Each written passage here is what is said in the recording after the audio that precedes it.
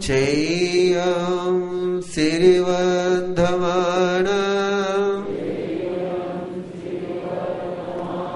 पज्वा स्वामी सिरिवन्धमानं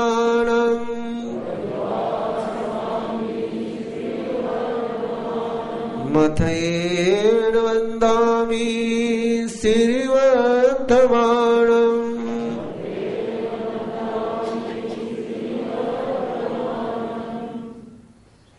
परमपिता प्रभु महावीर अनंत करुणा अनंत कृपा भाव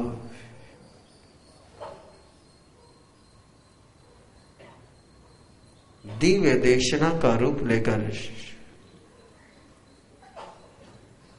अंतर का ज्ञान अंतस की करुणा है सर्व जगत के जीवों को निर्वाण परम सुख का अनुभव कराने के लिए जीव में सुप्त शिव को जागरूक करने के लिए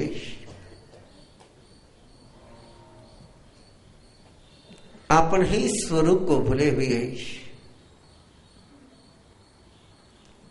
अपने ही स्वरूप को भूलकर दीनहीन बनकर के जीने वाले समस्त जीवों को आत्मस्मरण आत्मानुभूति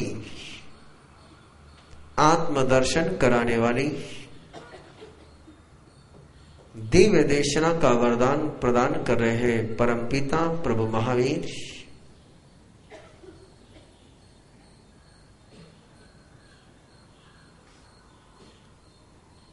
कैसे दीन और हीन बना हुआ व्यक्ति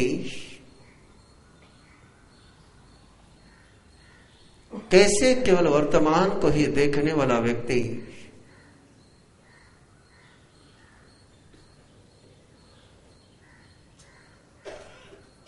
सुविधा के ओट में छिपे हुए मृत्यु को न देखता हुआ सुविधा की प्रार्थना करने के बहाने स्वयं की ही मौत की प्रार्थना करता हुआ जीता है।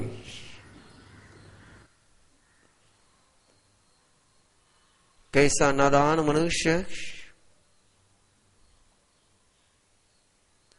कन को पाने के लिए जीवन को खो देता है।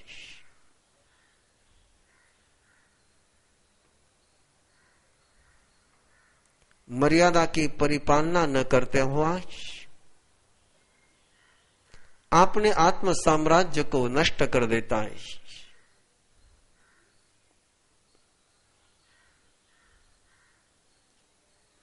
कैसे ये व्यक्ति जीवन में जीते हुए अनादि काल की भव यात्रा में प्रबल पुरुषार्थ के द्वारा प्राप्त संपदा का संरक्षण नहीं करता है, अप्राप्त के लिए पुरुषार्थ नहीं करता है।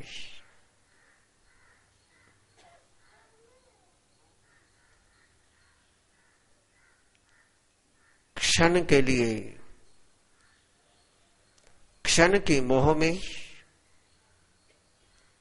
जीवन को नष्ट करने वाले इंसान को प्राणी को भ्रांति से मुक्त कराती हुई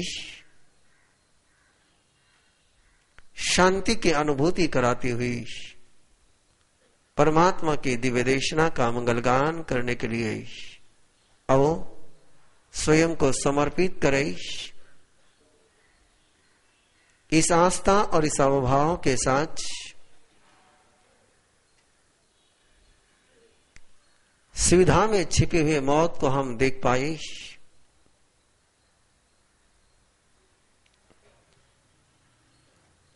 वर्तमान के साथ ही शाश्वत के दर्शन कर पाए।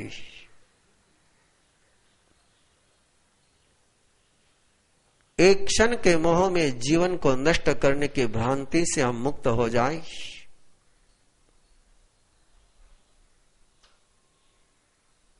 मर्यादा सर्वोपरि है। मर्यादा कल्प वृक्ष है।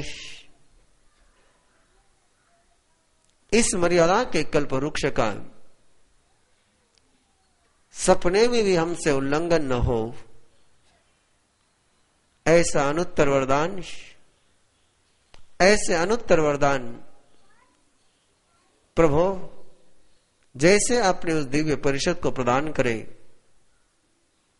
उन वरदानों को सुरक्षित रखने वाली, उन वरदानों को हम तक पहुंचाने वाले सुधर्मा स्वामी के इन दिव्य अक्षरों का हम गान कर रहे हैं। जो भाव, जिन भावानुभूति में सुधर्मा स्वामी ने इन अक्षरों का ग्रंथन किया, वही भाव हम में जागृत हो, हम में जागृत हो, हम में जागृत हो। Page number 27।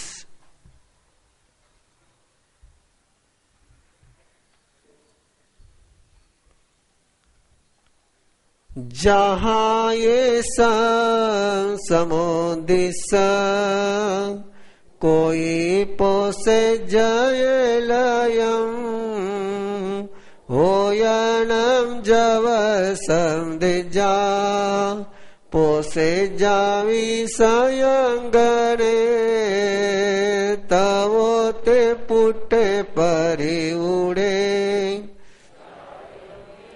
महोदरे पीनिये विउले देहे आए संपरी कंकाए जाव वयी आय से ताव जीवई से दुही अहा पत्तमी आय से शीशम चित्तु न भुजई जहाँ खलु से उर आए साए समीए वंबाले मिटे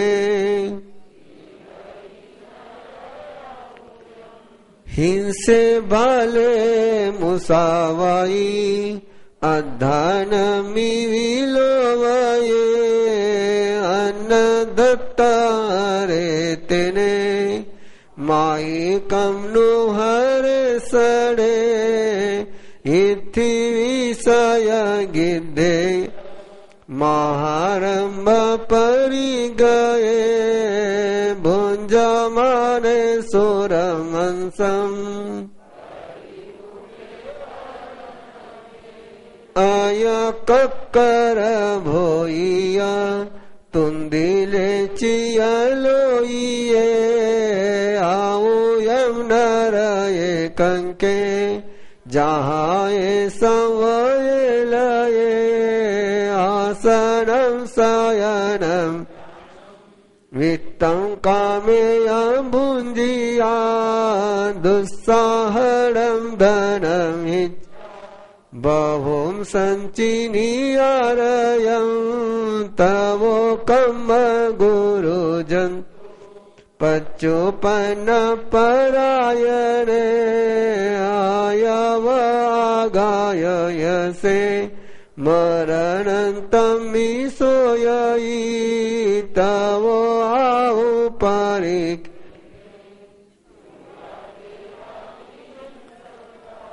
आसुरीयं दिशं बाला गच्छन्ति अवसातमं जहाँ कागिनी एवं सह संहरये नरो अपतम अम्बगम्बुज रायारंजम तु अरये एवं मनुसगा कामा देव कामनन्तिये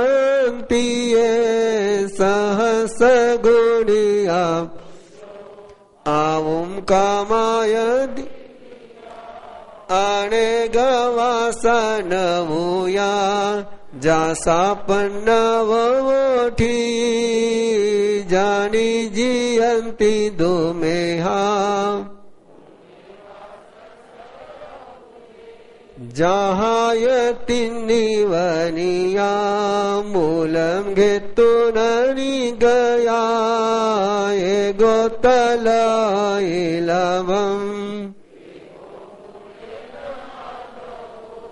एगो मूलम पियारिता आगो तत्थवानी वो भवहरे वो अमायसा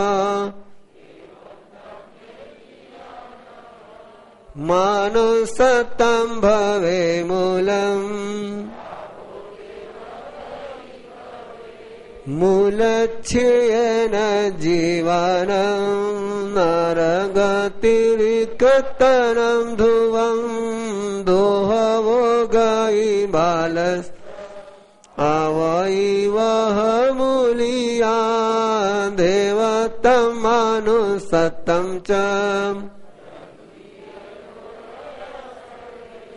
तवो जिये स्वयं होई दुविहम दुगईम पये दुल्लात सौमग एवं जियम संपेहाये तुलिया बालम च पंडियम मूलियम ते पवेशन वे मायाईं सिखाईं जेन रागी सुवया ओवेन्ति मानुसम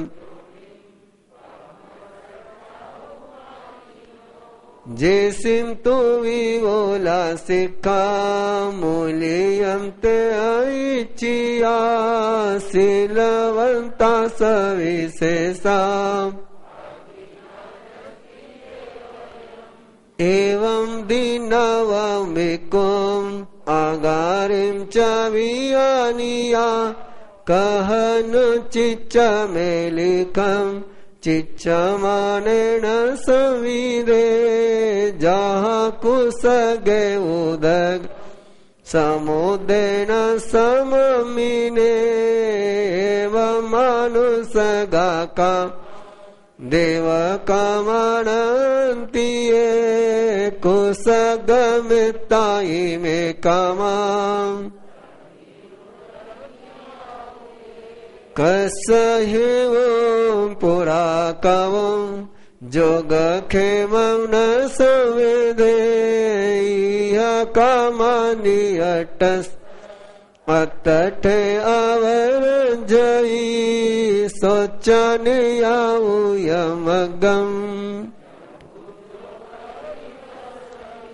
इह कमनियटस अतठे नवरजयी पुई देह निरोहेणम इह कमनियटस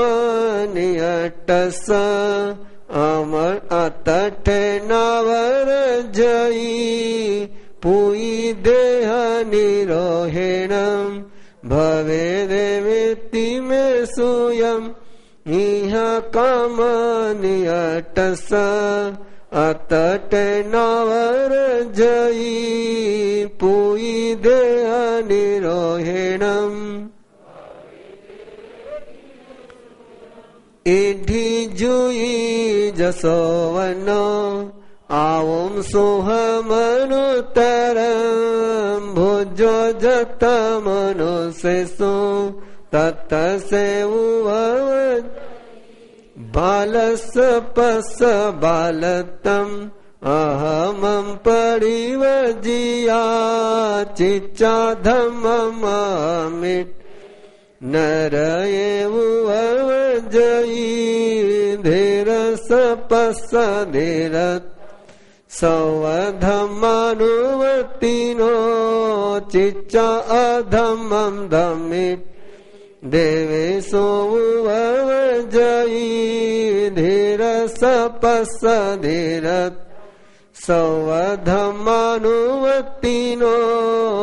चिच्चाधमं धम्मिट देवेषु ववजयि धीरसपस्सधीरत् सवधमानुवत्तिनो चिच्चाधमं धम्मिट देवेषु ववजयि तुलीयान भालभावम् अबालं चैव चैवोन बालभावम् अबालं सेवये मुनि चैवोन बालभावम् अबालं सेवये मुनि तिबिमेति एलयम नामम सत्तमम अध्ययनम संपूर्णम। किसान के आंगन में गाय भी है और बछड़ा भी है, और किसान ने एक बकरे को भी पाल पोस रखा है। गाय को सूखी घास, बछड़े को सूखी घास, बकरे को गीली गीली घास, चावल, जवस, ओदन। बछड़े के मन में द्वंद्व शुरू हो गया, पीड़ा शुरू हो गई, वेदना शुरू हो गई, अन्याय के प्रति रोष का जन्म हो गया कि मेरी मां दूध देती है, मैं भविष्य में किसान के लिए हल चलाने वाला बनूंगा, ये बकरा किस काम का है? ये बकरा न दूध दे पाएगा न हल चला पाएगा, लेकिन फिर भी ये मालिक हमारी उपेक्षा करता है, हमें सूखी घास देता है, बकरे को बहुत प्यार से रखता है। बछड़े ने मां से बात करी। मां ने बछड़े से कहा, बेटा ये घास नहीं, ये मौत का मंत्र नहीं, ये प्यार नहीं, ये मृत्यु शैया की तैयारी है। उसे खिलाया इसलिए रहा है कि वो खाने लायक बन जाए। ये संसार का नियम है। बिना योग्यता के जब तुम्हें कोई देता है, बिना लायकी के जब तुम्हें कुछ मिलता है, तो सोच लेना ये मौत का आमंत्रण है, ये मृत्यु का फरमान है। बछड़े ने उस बात को कबूल नहीं किया, लेकिन एक दिन आंगन में मेहमान आए और मालिक ने बकरे के सिर को काट दिया। बकरा चिल्लाता ही रह गया। बहुत सुंदर शब्दों में प्रभु में फरमाया, बहुत गहरे शब्दों में फरमाया कि वो बकरा मेहमान का इंतजार करता है। वैसे ही पापी व्यक्ति अपने नरक का इंतजार करता है। अपना ही कृत्य अपने भविष्य का निर्माण करता है। अनचाहे ही हम उस ओर कदम बढ़ाते हैं जिस ओर हम बढ़ना नहीं चाहते। कर्म सिद्धांत में एक समस्या उत्पन्न हुई। कोई अपराधी होकर के जेल में नहीं जाता है, कोई अपराधी होकर के पुलिस के पास नहीं जाता है, कोई अपराधी होकर के दंड भोगने के लिए तैयार नहीं होता है। फिर ये जीव कैसे नरक में जा सकता है? अपने ही पापों का दंड भोगने के लिए कैसे जा सकता है? और कर्म सिद्धांत में उसका समाधान दिया गया कि अनुपूर्वी नाम का एक कर्म होता है। जिस गति की आयुष्य का बंध पड़ता है, उस गति में खींच करके ले जाने वाला, जाने के लिए मजबूर करने वाले कर्म को अनापूर्वी नाम कर्म कहते हैं। आयुष्य कर्म तो बंधेगा, लेकिन आयुष्य कर्म के साथ अनापूर्वी नाम कर्म का एक ऐसा जुगाड़ कि न चाहते हुए भी प्राणी को उस भव में, उस गति में जाना ही पड़ता है। इसलिए तो केवल नरक की ही बात नहीं, मनुष्य का शरीर छोड़ करके देवगति में भी जाने के लिए कोई तैयार नहीं होता है, लेकिन वो अनापूर्वी नाम कर्म उसको ले जाता ही ले जाता है। और यही अनापूर्वी नाम कर्म को, जिसको कर्म सिद्धांत अनापूर्वी नाम कर्म कहता है, उसको धर्म सिद्धांत में प्रार्थना कहा गया है कि पापी अपनी सजा के इंतजार करता है, और जैसा वो बकरा मेहमान के इंतजार में एक एक पल बिताता है, वैसे पापी व्यक्ति अपने पल को बिताता है, लेकिन जब वो पल आता है भागना चाहता है, भाग नहीं पाता है। ये सुविधा, ये पाप है। जितना पाप है वो सारी सुविधाएं। व्यक्ति जिस समय अपने साधना और पुरुषार्थ के बल पर जीना नहीं चाहता है, तभी वो पाप के रास्ते पर चलता है। बहुत के बल पर नहीं जीना चाहता, तभी हिंसा के मार्ग पर चलता है।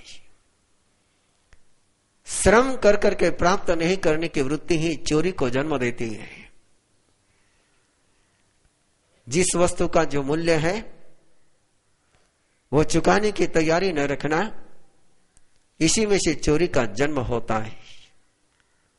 चोरी का अर्थ परमात्मा ने, और चोरी के प्रवृत्ति के लिए परमात्मा ने बहुत गहरा मनोविज्ञान के साथ प्रतिपादन किया कि जो अपने शक्ति का गुम्फन करता है, जो अपने शक्ति को छिपाता है, जो अपने बल, वीर्य, पुरस्कार और पराक्रम को छिपाता है, वो चोर है। और इसी कारण से एक केंद्रीय भी चोर सिद्ध हो जाता है। वो चोरी नहीं करता है केंद्रीय, लेकिन अंतर का बल उसने छिपा के रखा हुआ है, अनजाने में छिपा के रखा हुआ है। जितना हम अपना बल छिपा करके रखते हैं, जितनी हम अपने शक्ति का गुम्फन करते हैं, उतने ही परमात्मा के नजरों में हम चोर बनते हैं। और ऐसा ही ये पाप एक दिन हमें उस नरक में ले जाकर के पटकता है। एक क्षण का पाप 33 सागरोपम के नरक को दे सकता है। एक पल की भूल 33 सागरोपम के प्रलय को झेलने के लिए मजबूर कर सकती है। एक पल का मोह हमें ऐसे खाई में गिरा सकता है कि जहां से फिर उठने की संभावनाएं बहुत दुर्विल हो जाती है। राजा को आम की एलर्जी हो गई, आम्र फल की एलर्जी हो गई। वैद्य ने चिकित्सा करके निदान करके कहा कि राजन, अभी तो मैंने इलाज कर दिया है, लेकिन ध्यान में रखना, दुनिया के लिए आम्रफल आम अमरूद के समान है, लेकिन तुम्हारे लिए आम जहर है। कभी मत चखना इस आम को। कहने का बड़ा सुंदर सा प्रसंग है कि सत्ताधीश क्या करता है। मैं नहीं खा सकता हूं तो मेरी प्रजा को भी नहीं खाने दूंगा। जो सुख मुझे नहीं मिलता वो सुख मैं दूसरे को भी नहीं लेने दूंगा। और राजा ने अपने पूरे राज्य में के आम्रफल उखाड़ दिए, वंचित किया उसने सबको ही। मैं नहीं तो और कोई नहीं। एक दिन राजा शिकार के लिए मंत्री के साथ गया, घोड़ा भटक गया, अपने राज्य की सीमा लांघ करके पर राज्य में चला गया। पड़ोस के राज्य में आम नहीं थे, इसलिए उस राज्य ने अपने पूरी सीमा पर आमराई ही लगाई थी। वसंत ऋतु चल रहा था,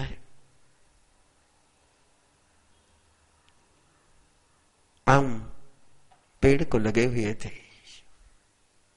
जैसे राजा के कदम आम्रवन की तरफ बढ़ने लगे, अमराई की तरफ बढ़ने लगे, खुशबू, भीनी भीनी खुशबू राजा को सुहानी लगी। मंत्री ने राजा को रोका कि राजन, उधर कदम मत बढ़ाइए। आम औरों के लिए अमृत हो सकता है, लेकिन आपके लिए जहर है। और राजा ने जवाब दिया, आम्र फल खाने की मना है,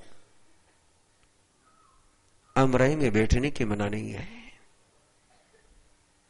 भगवान महावीर के बेटे हमको जवाब देते हैं, मांसाहार करने की मना है, मांसाहारी होटल में बैठ करके शाकाहार करने की मना नहीं है। महावीर के बेटे जवाब देते हैं, उस राजा के समान जवाब देते हैं। मंत्री ने बहुत रोका, बहुत रोका, बहुत रोका, लेकिन राजा रुका नहीं। प्रभु बहुत रोकते हैं आपको कि शाकाहार की मर्यादा नहीं कि तुम जहां मांसाहार बनता हो जाकर के शाकाहार करो, ये शाकाहार की मर्यादा नहीं। नजर मर जाएगी, नाक मर जाएगा, कान मर जाएगा, मन मर जाएगा, जुबान मरते देर नहीं लगेगी। राजा नहीं माना, आम पेड़ के नीचे जाकर के बैठ गया। बड़ी गहराई से श्वास ले रहा है, खुशबू ले रहा है, और भूखे आदमी को खुशबू भी बहुत सुहानी लगती है।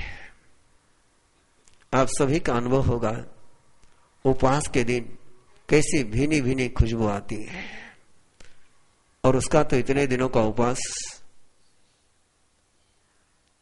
और आम की खुशबू। हवा का झोंका आया और एक आम राजा की गोद में गिरा है। राजा ने आम उठाया, मंत्री छीनने लगे, राजा नहीं,